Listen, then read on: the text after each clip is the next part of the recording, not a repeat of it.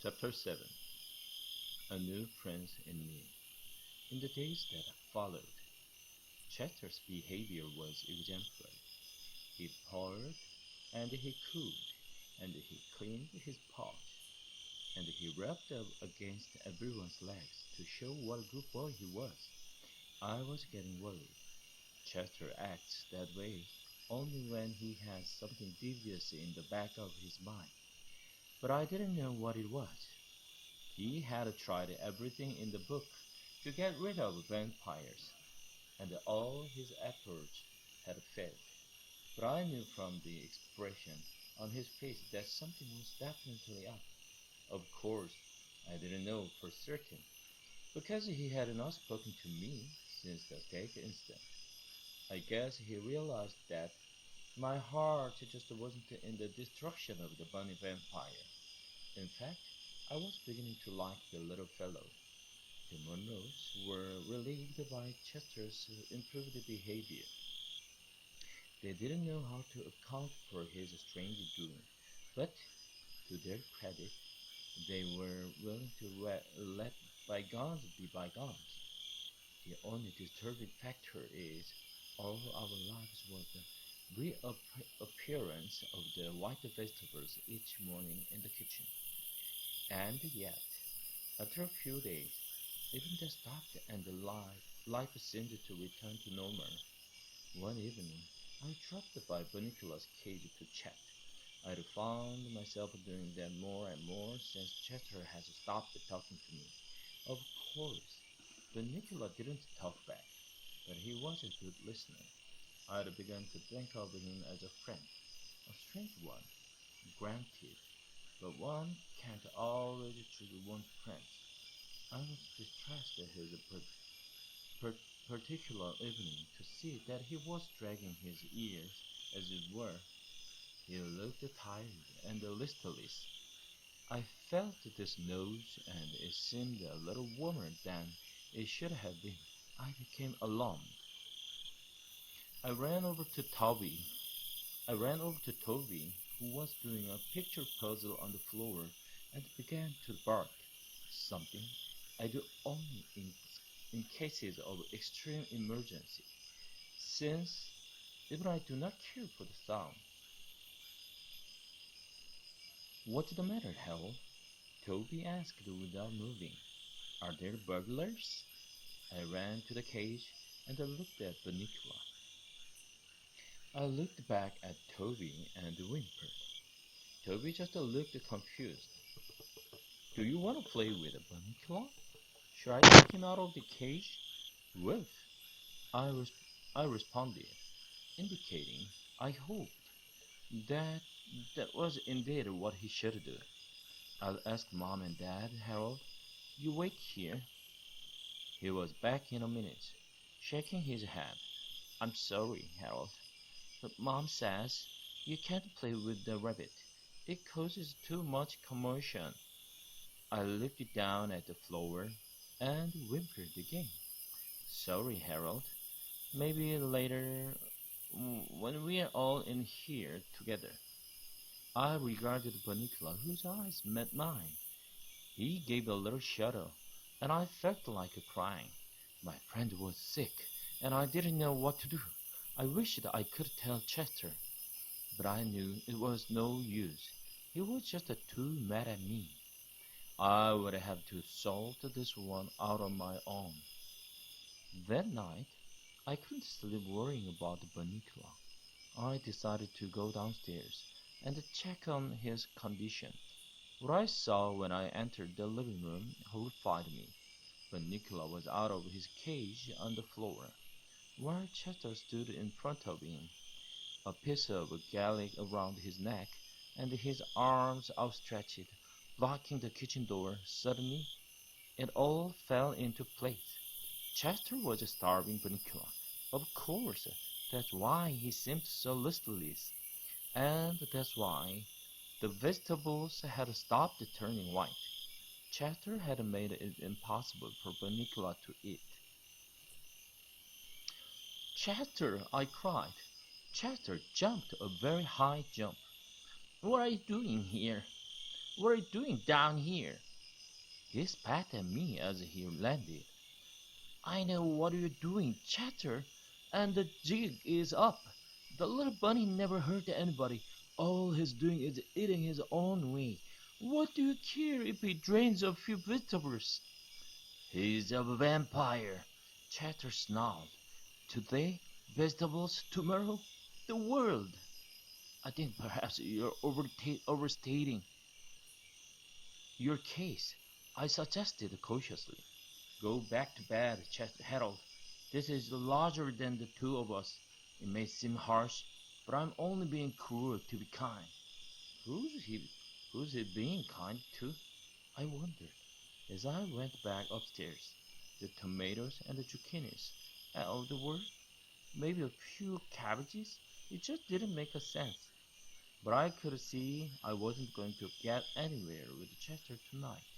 Tomorrow, however, would be another story, and I was determined that, by hook or by crook, my friend Bunnicula would eat by sundown the next day.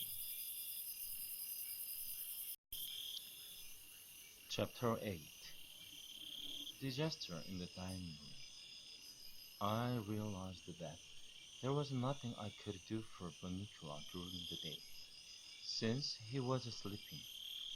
But that gave me time to plan my strategy. At first, I thought I would bring food to his cage, but then it occurred to me that Chester must be taking everything away that was given to him. Pete and Toby usually left the letters for Bunnicula during the day while he was sleeping, and Chester, ever watchful, probably napped it each evening just before the rabbit woke. No, there would have to be another way. I thought and thought all afternoon, and I could see that Chester had done a good job of isolating Bunnicula from his food. There was no way I could think of to overcome Chester's game plan. As evening drew closer, and I grew more and more frantic, I stumbled into the dining room and saw the answer to my problems sitting before me on the table. It was a big bowl of salad. All I had to do was get Bunnicula to the salad and let him get his fill before the family came in to eat. With, with that funny white dressing on it, they would never notice if a few vegetables were white. I ran to the hallway to check the clock. 6:15. It would be 15 minutes before the sun went down and Bunnicula woke up. I would then need at least 5 minutes to get him from his cage to the table and feed him. All I had to do was make sure no one came into the room until he had finished. I needed a good 20 minutes at least. I went back into the living room. Chester was asleep on his brown velvet armchair, shedding in his sleep, still worn out from the previous night's activities. I checked upstairs. Toby was reading in his room the last chapter of Treasure Island. I noted. Pete, who should have been doing his homework, was listening to lectures in his room. I ran down to the kitchen. "Hello, Harold," Mrs. Murner said as I came through the door. "What's new?" Other than a rabbit starving in the next room and an imminent attack on your salad bowl, nothing, I thought. I stood at her feet and panted. She scratched my head. This gave me a moment to check out how far she was in her cooking. "Sorry, Harold," she said. I have to baste this chicken." I noticed the oven timer still had 35 minutes to go. It will be tight, I thought, but I can make it. Now, where is Mr. Murner? I went to the front door and whimpered loudly. Mrs. Murner followed me. "Are you waiting for Daddy, Harold? He will be home soon." Soon isn't good enough. How soon? I whimpered again. Patience, boy. He's late at a school meeting. He should be here any time. She went back into the kitchen, and I checked the clock. 6:25. It was getting dark, and the Chatter was still asleep. Time to swing into action. Having watched the Chatter undo the lock on Bunnicula's cage, and having participated in that unfortunate steak episode some days earlier, I knew I would have no problem getting Bunnicula out. I just had to be a little more careful where I positioned my head so that I wouldn't find myself in the humiliating predicament predicament of getting stuck a second time. My timing was perfect, with Bunnicula swinging peacefully from my teeth. I made my way stealthily toward the dining room as the last rays of sunlight gave way to the dark of night. Once inside the dining room door, Bunnicula awakened in great bewilderment. It is not every day, after all, that one finds oneself, upon awakening, hanging from the jaws of a fellow creature, even so caring and gentle a creature as myself. Bunnicula opened his eyes. Bunnicula opened his eyes wide and turned his face, as best he could, to me. I jumped up onto the nearest chair and placed the rabbit safely on the table's edge. "Okay," I whispered. "There's your dinner. Go to it. Get your fill as fast as you can." Poor Bunny. I will stand guard. I don't know that Bunnicula fully understood what was going on, but the sight of the vegetables piled high in the center of the table sent him scurrying in their direction. He was very hungry, as luck would have it, and as I should have anticipated, Chester's sense of timing was as astute as my own. No sooner had Bunnicula reached the edge of the salad bowl than the door swung open, and Chester bounded into the room. He surveyed the scene frantically. I was unable to act fast enough. Upon seeing Bunnicula about to enjoy his first bit of nourishment in days, Chester leaped across the table, seemingly without touching floor, chairs, or anything else between himself and our furry friend, and landed directly on top of the bunny. "Oh no, you don't!" he shrieked. But Nicola, not sure what to do, jumped high in the air and landed with a great scattering of greens smack in the center of the salad bowl.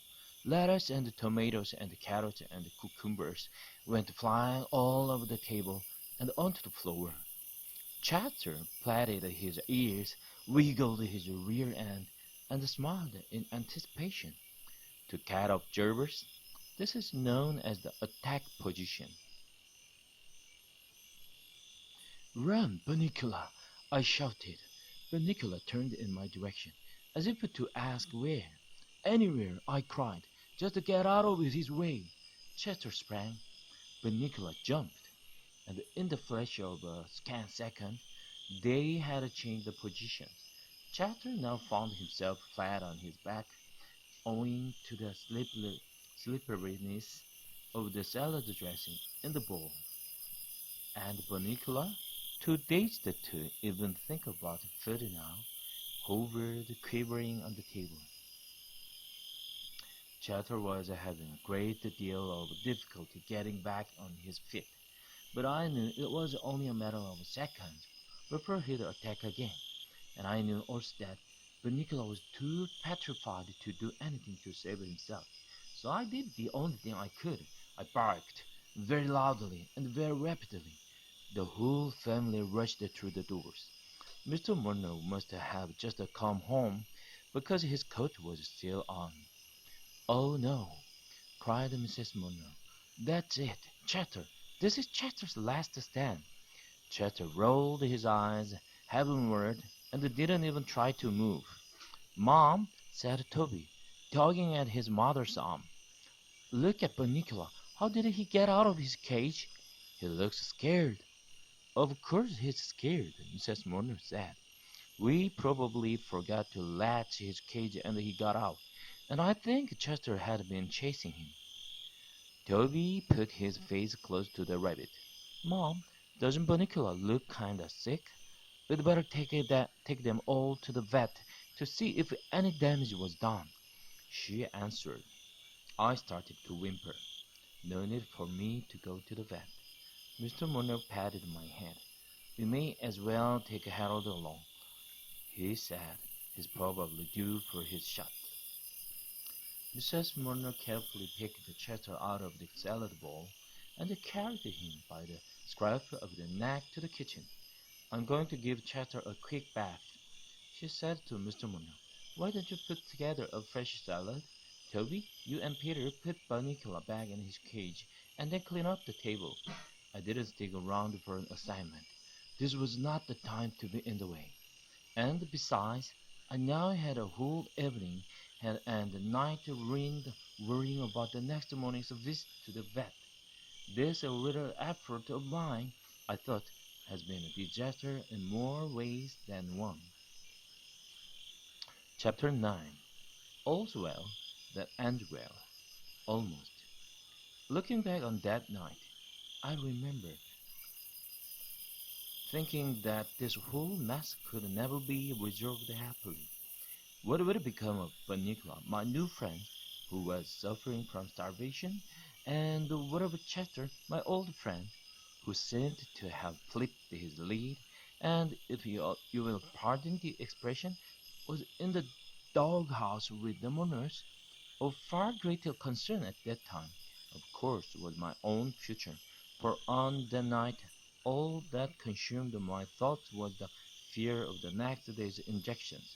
It all seemed hopeless indeed.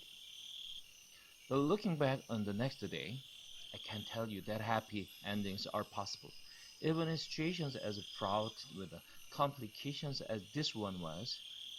Early the next morning, we all piled into the car, some of us with a greater reluctance than others, and transferred off to the vet. And by afternoon, we were on our way to solving our problems. The vet worked everything out very nicely. He discovered that Bunnicula was suffering from extreme hunger.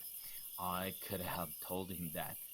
Rather than jar his fragile stomach with solid food, the doctor decided that he should be put on a wicked diet until he got better. So, Bunnicula was immediately given some carrot juice, which he drank eagerly. After he finished, he looked over at me with a great grin on his face and winked. Chester was diagnosed as being emotionally overwrought. It was suggested that he start sessions with a cat psychiatrist to work out what the doctor called a case of sibling library with Bunnicula. I asked Chester later what a sibling was, but he wasn't speaking to me, so I looked it up. It's like a brother or sister, and the sibling library means you are competing with your brother or sister for attention. I wasn't sure this was Chester's problem, but it sure explained a lot about Toby and Pete. As for me, well, I came out the best. Dr. Wasserman was all set to give me my shots when the nurse came in with my car. Wait, doctor, this dog doesn't need his shots yet. It's too soon. So I got a pat on the head and a dog pop instead. These days, everything is back to normal in the Murnau household. Almost. But Nicola liked his liquid diet so much that the Murners have kept him on it. And oddly enough, there had been no problems with the vegetables mysteriously turning white since. Chester, of course, insists that this proves his theory. Obviously, Harold, the liquefied vegetables take the place of the vegetable juices, so Bunnicula has no need to go roaming anymore. Then he is not a vampire, I said. Nonsense, he's a vampire, all right. but he's a modern vampire. He gets his juices from a blender. Case closed, Sherlock? I queried. Case closed. Oh, Chester? Yes, Harold. What are those two funny marks on your neck? Chester jumped and I laughed. Very funny, he said as he began to bathe his tail. Very funny. The mourners never knew anything of Chatter's theory. They changed the market and to this day believe they were the victims of a curious vegetable blight. Bunnicula and I have become good friends. He still doesn't say anything, but he snuggles up next to me by the fireplace and we take a long cozy snooze together. One night I sang him a lullaby in the obscure dialect of his homeland, and he slept very peacefully. It was that night that cemented our friendship. Now about the Chester. I said that everything was back to normal. Almost, and naturally, Chester is the almost. He has been seeing his psychiatrist, Dr. Barrick-Katz, twice a week for some time now. He takes his therapy very seriously. The other morning, I was trying to get a little sleep when Chester came over and nudged me in the ribs. Harold, do you realize we've never really communicated? I mean, really communicated? I opened one eye cautiously. And in order to communicate, Harold, you have to really be in touch with yourself. Are you in touch with yourself, Harold? Can you look yourself in the mirror and say, I know who I am?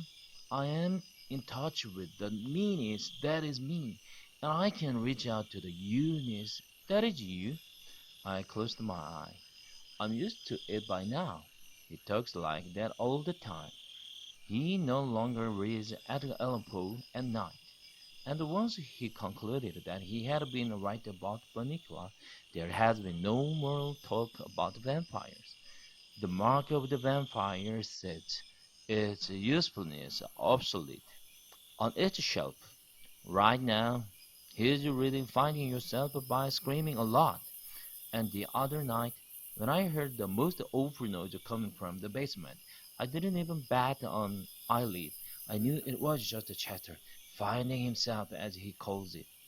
He explains to me that he's getting in touch with his kittenhood, and I've told him that's fine, just to let me know when he's going to do it, so I can be elsewhere. I've had enough trouble from Chester's adventures. So, that's my story, and the story of the mysterious stranger who no longer seems quite so mysterious and who is definitely no longer a stranger. I've presented the facts as clearly as I could, and I leave it to you, the dear reader, to draw your own conclusions. I must now bring this narrative to a close, since it is Friday night, Toast night to stay up late and read, and I can hear the crinkling of a cellophane.